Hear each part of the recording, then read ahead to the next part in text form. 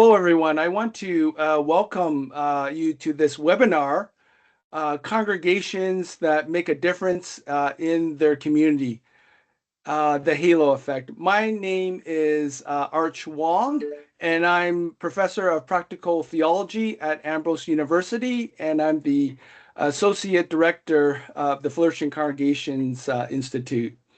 This is the second webinar in a series of 4 this academic year.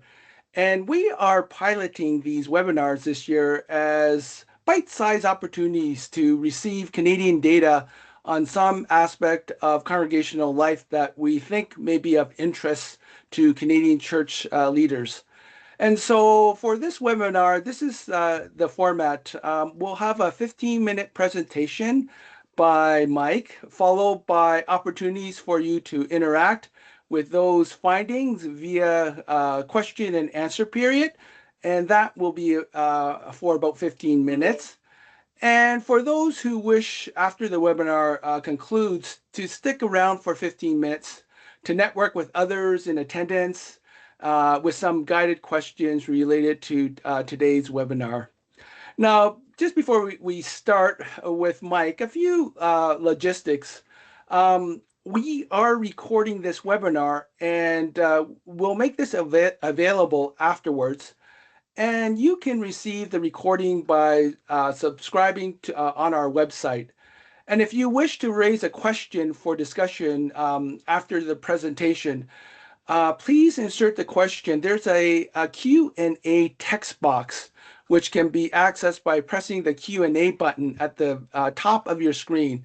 And so for the sake of simplicity, please place the questions in the Q&A text box rather than in the chat.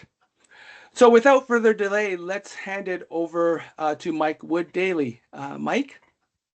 Thanks, Arch. And to Joel and everyone else at the Flourishing Congregations Institute, it's great to be with all of you this afternoon and to share a little bit about our research with the Halo Canada project and the socioeconomic impact that congregations are having on their local communities.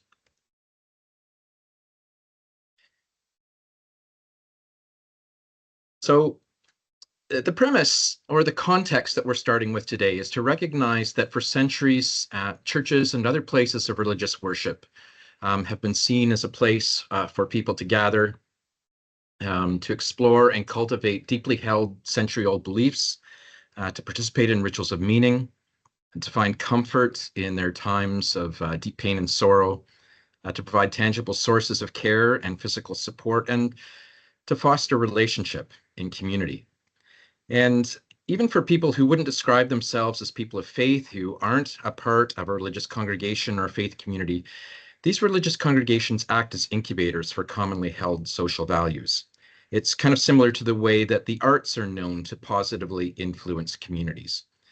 The impact of local worshiping communities on culture that surrounds them is felt and is of benefit to both those who attend churches and those who aren't directly involved in them, but are part of those communities.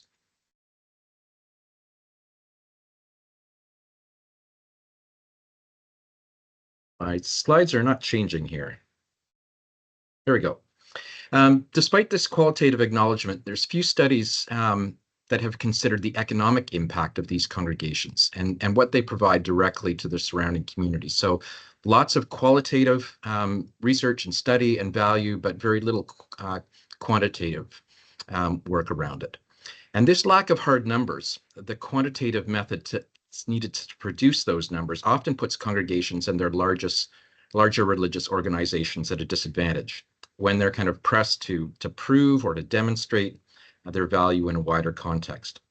And at the very least, they lack a common language or currency. So these congregations and their denominational leaders find it difficult to speak about it when talking about that value with those who aren't a part of the congregations themselves. In situations like these, a tool that helps to provide a quantitative measurement of the contribution that those congregations are making to their local communities would be a tremendous help. So in terms of kind of some history behind how we have started to begin to look at these numbers, In 1999, Chaves and Miller began investigating the question of socioeconomic benefits by investigating the contributions of congregational budgets to the local economy. So essentially, they looked at what they were spending. In 2001, Ram Sanan and Stephanie Boddy started to introduce the idea of congregational replacement value. In other words, what would it cost private and public organizations like municipalities and other service groups to provide the same social services that congregations offer? In 2010, Partners for Sacred Places in the United States partnered with the University of Pennsylvania School of Social Policy and Practice and completed a study of the impact of local congregations in the city of Philadelphia.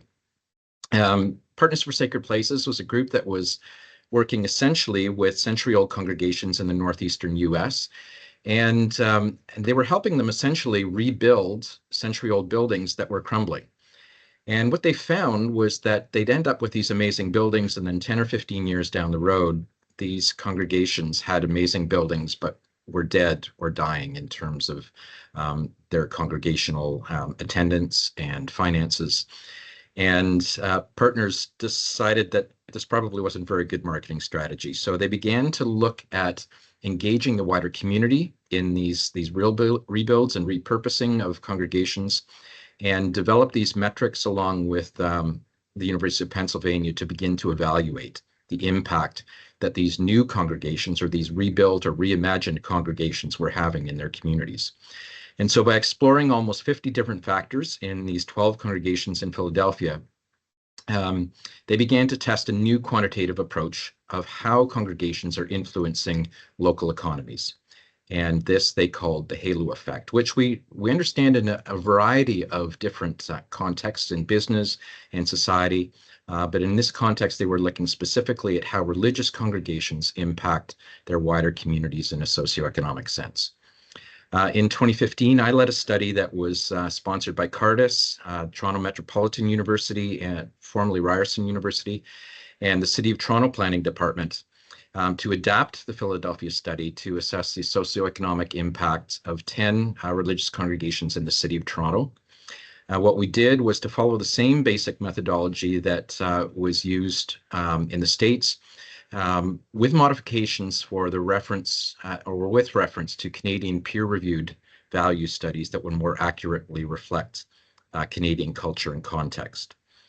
Since the initial findings were published in 2016, the Halo Canada project has assessed the socioeconomic value in close to 120 congregations from varying faith traditions across the country. Here's the areas that we look at. So as I mentioned, there's about 50 different categories that are divided up in these 6 broad categories. The first one is how congregations use their open space, essentially their outdoor space. Some examples would be sharing parking at less than market value for people in the community during the week or on weekends, recreational structures and spaces, and community gardens, all of which we can attach economic value and contribution to the local neighborhood. There are studies that suggest in terms of spending that about 80% of what a congregation spends is spent within a 3 to 5 kilometer radius of the church site, so that gets turned back into the community. And then when we're looking at capital expenditures, it's about a 50-50 split, recognizing that congregations have to sometimes go a little bit further for architects, engineering, construction, contracts, and that sort of thing. The third area that we looked at was education. And so here we're looking specifically at things like childcare, Montessori schools, and adult educational programs, music programs that are apart from the typical religious education that a congregation would provide for its own members. So these are educational programs that are directed at the wider community. The magnet effect takes a look at the attractive force that a congregation has for bringing people into a neighborhood.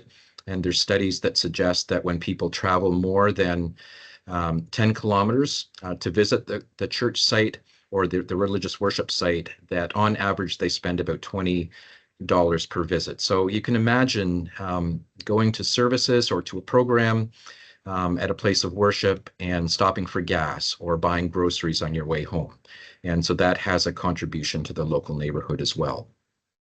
Social safety net tends to measure programs that are geared towards seniors and families. We look at addictions programs and refugee sponsorships all have socio and economic value that we can measure and fall under this category. The final category of social capital and care looks at how we share our buildings and the difference between what a place of worship would charge for renting out a classroom or an auditorium or gymnasium, the sanctuary, relative to what the market cost would be in the wider community. So you can compare an example of where you might rent a gym in a local school relative to renting a gym in a church space and the difference in cost. The other big factor in that particular category is volunteer time. And it's one of those categories that turns on most light bulbs for people when we talk about these contributions. When we tell them that the Conference Board of Canada suggests that we can apply $27 an hour for every volunteer hour, that church members are contributing to the programming that they're providing to the wider community, but also for the volunteer hours that are facilitated by other groups who are sharing space inside the place of worship. So what we found in the 120 congregations that we've studied is that typically urban congregations are contributing about $3.30 for every dollar that's spent. In rural congregations, the number is quite a bit higher. It's about $5 for every dollar spent. The reason for that discrepancy is typically that rural congregations tend to have less overhead, they're paying less staff, and they're relying more strongly on volunteer contributions for the impact that they're having in their neighborhoods. And when we average that all out between urban and rural congregations across the country, we find that for every dollar our religious places of worship are spending, that there's a social impact of about $3.39. And when we apply that to the spending of all of Canada's religious congregations, it totals more than $18 billion in socioeconomic impact. So a contribution to the common good of all of Canadian citizens. Despite this impact, we also recognize that the church has been showing decline in Canada, and between 2009 and 2018, there were about 4,300 Canadian churches that closed. That was about 17% of the churches that existed in 2009. And the National Trust of Canada estimates that approximately 1/3 of the remaining Canadian religious congregations are expected to close this decade. On the graph on the side there, you can see the percentages of how they've been spread out across the various provinces, Ontario and Quebec leading the way. Not surprising that those two provinces have the largest populations and the largest number of religious congregations.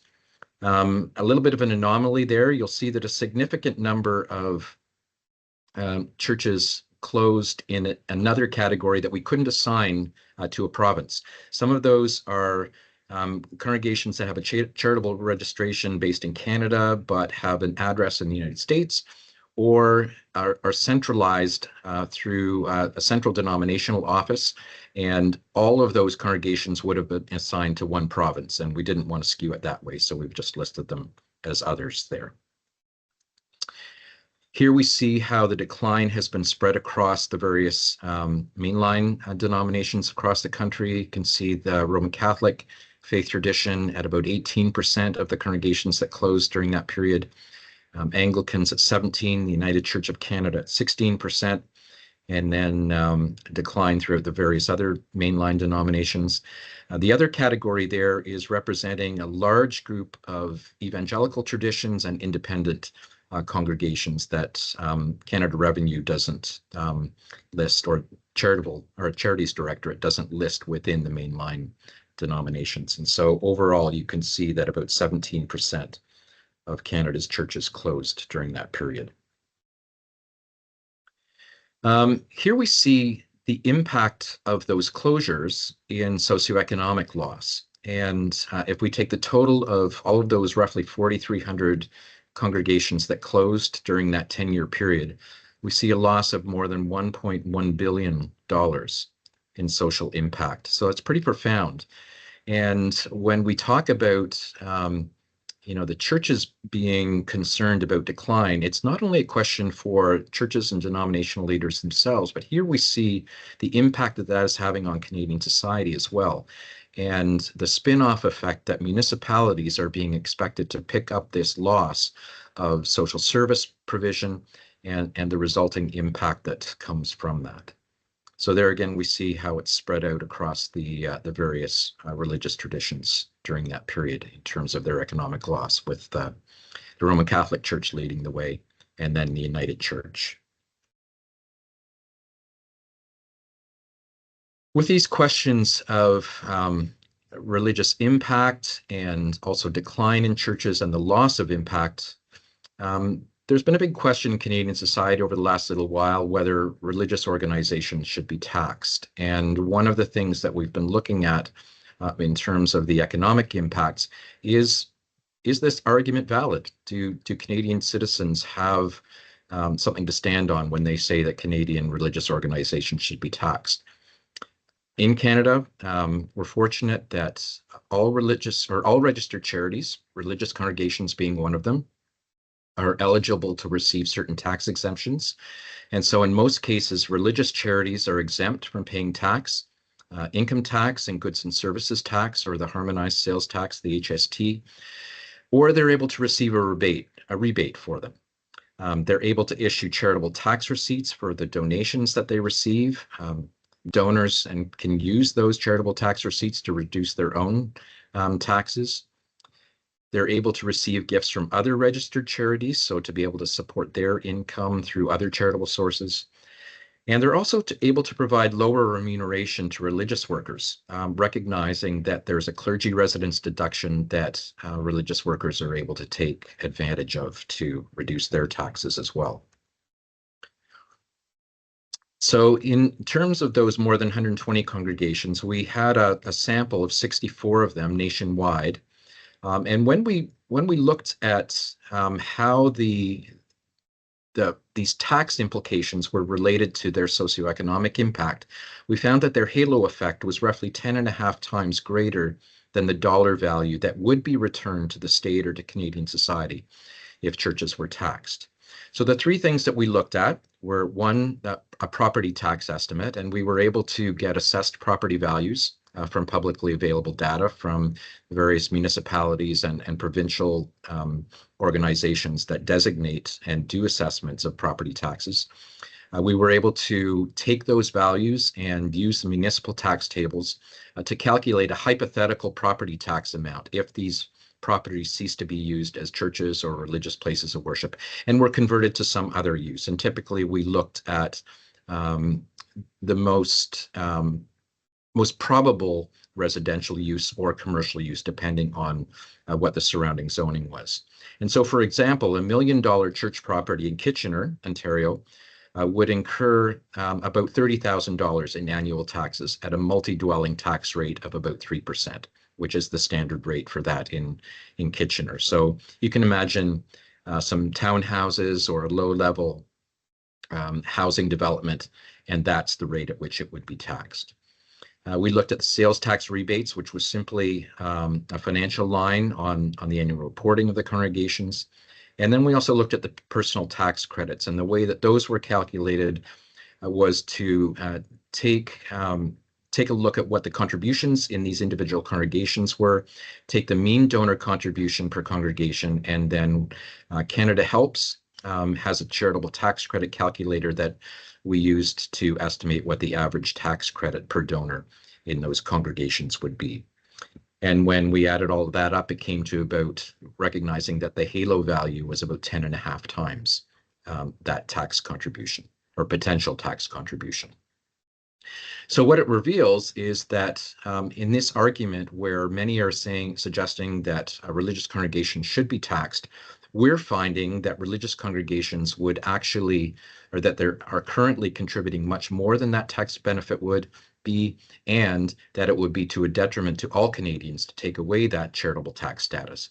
So one, we would find that if it was removed, donations to congregations would likely decrease because donors would no longer receive charitable tax receipts.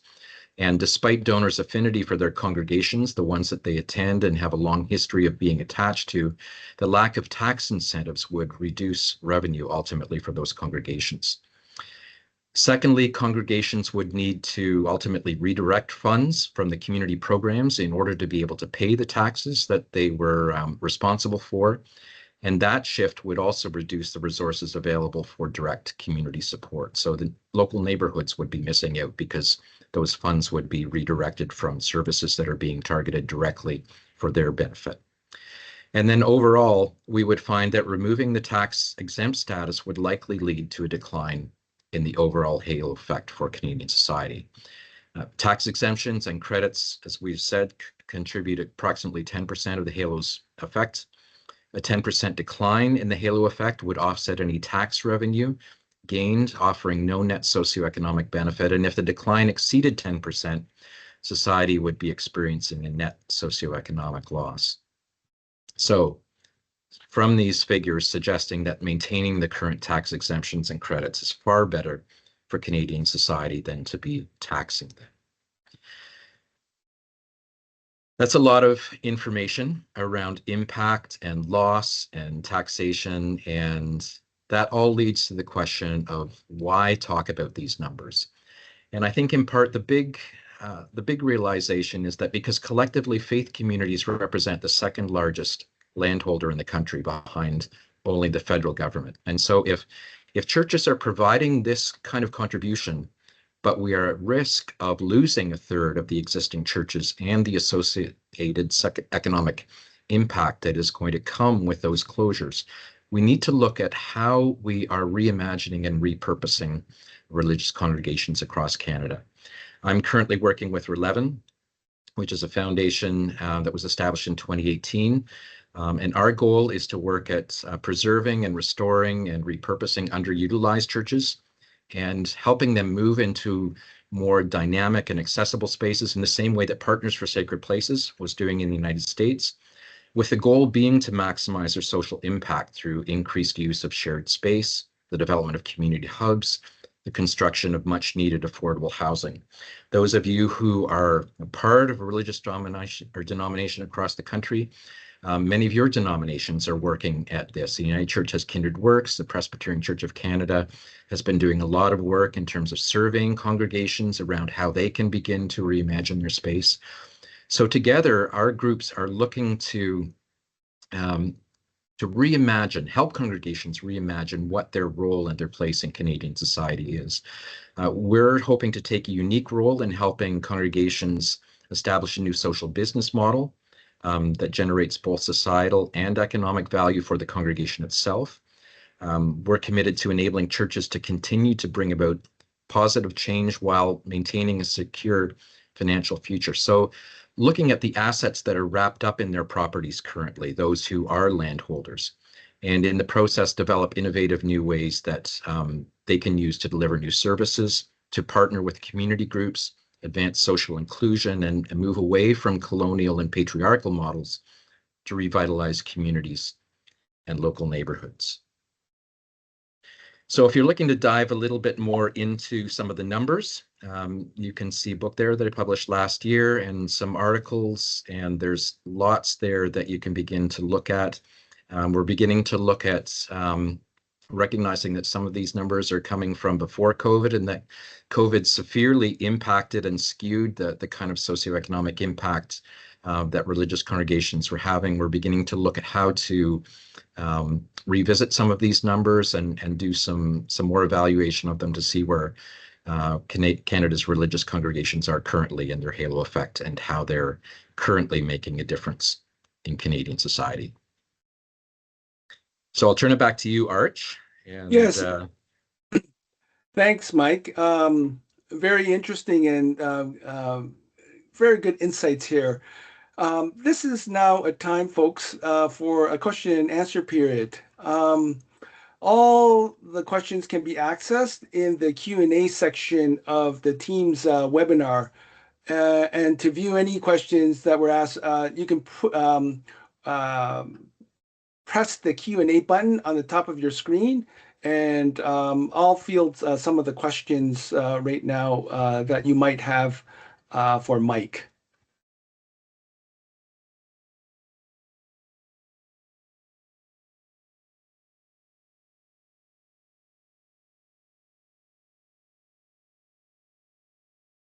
Hmm.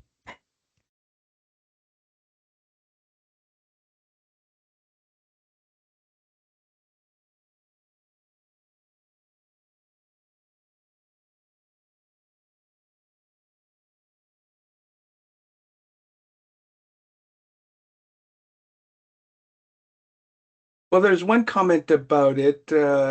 One person said it's interesting and sad. That's the only metric that matters in our current culture is the financial. Sort of their comment, Mike, was in God of the money we all trust. Yeah. Um, uh, I think it's important to remember that this is only one lens to look at how congregations are impacting their neighborhoods, but this is one way that that society and those who are not part of religious congregations do understand. And it's a method that they're using in their businesses a lot.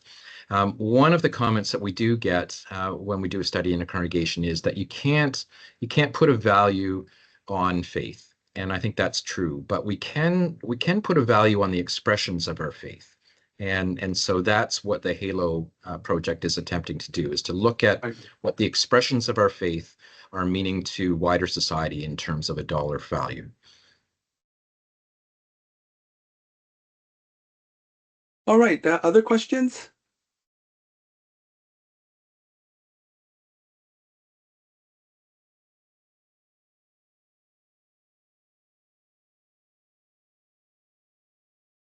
Um,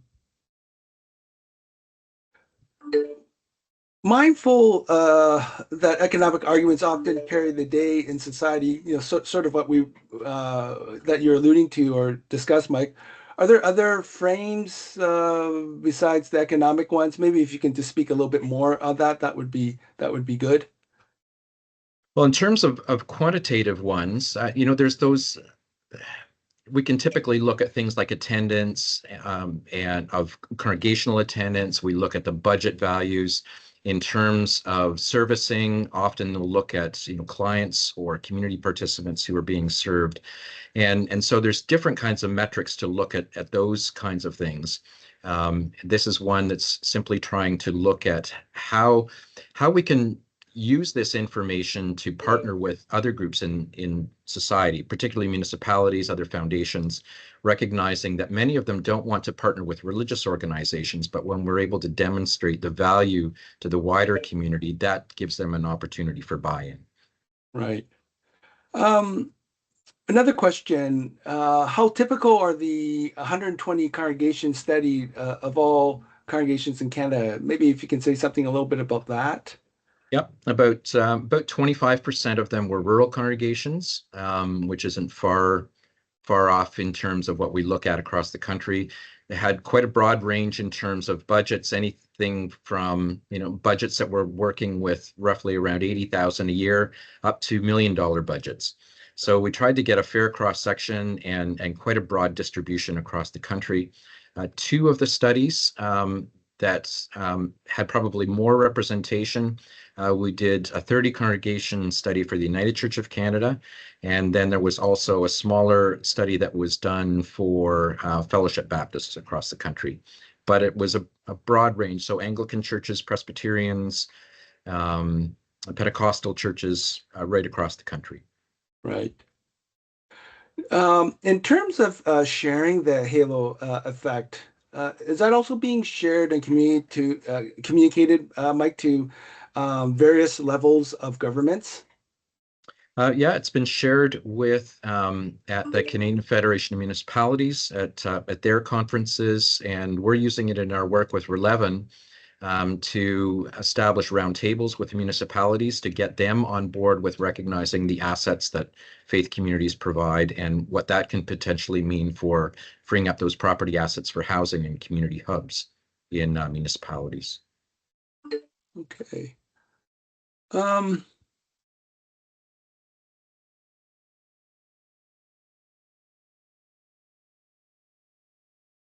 how about this question here I thought was interesting. How much advocacy has Relevant engaged in with government with regards to not taxing churches, which may want to offer long-term lease of their, say, to a community group? Yeah. So it depends. If well, in terms of the advocacy, Relevance involved at national level. We have members that are in Ottawa today at the Social Finance Forum, advocating for different aspects of investment and how that reflects back on the role that churches play in wider society. I wrote a paper a couple of years ago for Canadian Council of Christian Charities, and they made a presentation at the Senate's review of the charitable sector a few years ago. And in fact, the Senate came back and reinforced the role that churches play. So one of the challenges that we see in Canada is that it's the federal government that establishes a charitable tax law, but it's the municipalities that apply it. And Right. so what we're finding is that municipalities are interpreting that differently in some ways than others are suggesting the federal government intended that. So we're seeing examples like in Montreal, where if a church is closed for renovations for, say, a year or a year and a half, because they're not being used as a place of worship during that period, they're taxed during that time. And once they resume worship services, then they're not responsible for those taxes. We're finding situations where a church is leasing out the space to a social purpose enterprise and that they're being taxed on that space. For-profit daycares are sometimes being taxed. And that's one of the things that congregations have to look at in terms of how they structure their lease agreements with those space use partners. Okay. Just one question here, Mike, just for clarification. Um, uh, this particular participant asked, am I misunderstanding that urban churches, which have been vocal in dealing with societal issues, have less of a halo effect than rural churches? They typically have a greater total dollar impact. Their Okay. budgets are higher, their activities are higher, but for every dollar they spend, the impact is lower. Okay.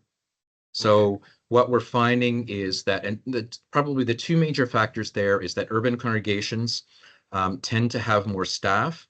Typically, the more evangelical congregations tend to have more staff, and urban congregations tend to have more overhead in terms of their maintenance and support for the buildings. Um, More money, more of what we spend in in rural congregations is actually going to direct impact. Right. Okay. Um, I guess this is more of a church leader question in terms of connecting with it and working with the congregation, Mike. How do you mirror back to a congregation its halo effect without taking a massive economic study calculations? Maybe some practical thoughts and tips around that. Yeah. So I think one of the things that want to recognize, first of all, is that I have not studied a congregation that has a negative socioeconomic impact. So to recognize that what we are doing is having value in the wider community, even for those who are not a part of the church. So we can recognize that. Cardis, based in Hamilton, has a Halo calculator. And so if you're looking for just kind of a general estimate based on your budget and your spending, you can go to that Halo calculator and plug in your address, and it will come up with an indicator of what your congregation's impact is. And I think one of the things that we want to recognize is that different programs are generating different types of impact. So I talked about before about the volunteer impact. Another impact would be where a congregation has an effect on somebody, say a young person, and by our engagement with them, we deter them from becoming criminally involved and being incarcerated. And the federal government estimates that it's roughly about $120,000 a year to incarcerate a young person. So if we figure that our programming is steering young people away from that, that's an example of a kind of socioeconomic impact that our local congregations are having.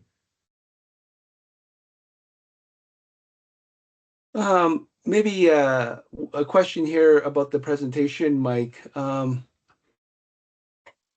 I think this person asked why did no churches close down between 2009 and 18 in the Northwest Territories, PEI and Nunavut.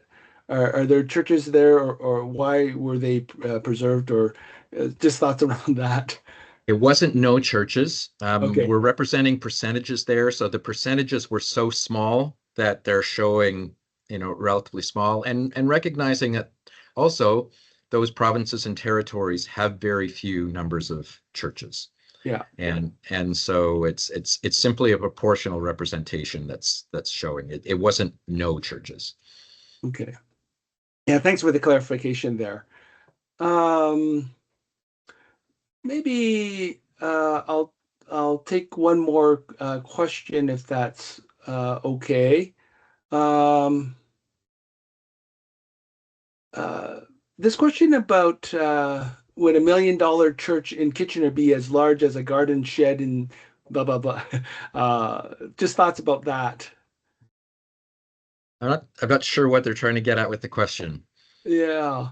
Um, yeah, I'm just trying to think myself. I thought that was I think it's a comparison question, perhaps. I think basically what we're seeing there is a church that has $1 million property value. That's Yeah, that's the value that's assessed. Um, a shed could also be on $1 million yeah, um, property, yeah, and it would be taxed in the same way. yeah. All right. I'll stop there. And just our thanks to Michael Dilly for presenting today, and also folks for your very good questions. So next week we'll send this recording to all who registered. Plus, we'll post a link on our social media channels. And please feel free to share with others. And the other thing is that we'll have a short survey for you to fill out to give us feedback about the webinar, and we'll provide that link when we send out the recording. Also, if you haven't already, please sign up on our website, flourishingcongregations.org, to receive the Flourishing Forward in your email inbox. And that's a twice per month communication featuring new Canadian data on some aspect of congregational life. Um, just something about our next webinar. Um, uh, and be sure to sign up for this one. And I would encourage you to do that as well, because that's on January 31st at 11:30 a.m. Mountain Time. And we'll be hearing from yours truly, that's myself, on the topic of churches discipling children, what is and is not working. Now, again, that is happening on January 31st. Now, for those interested in joining in the 15-minute post webinar network discussion, feel free to remain in the team meetings. We'll just put up some questions right now that will provide some guidance in terms of your conversation and allow you to discuss further the materials that Mike presented. If you're unable to stay, you may now leave the meeting at any time. And thank you so much for joining us today.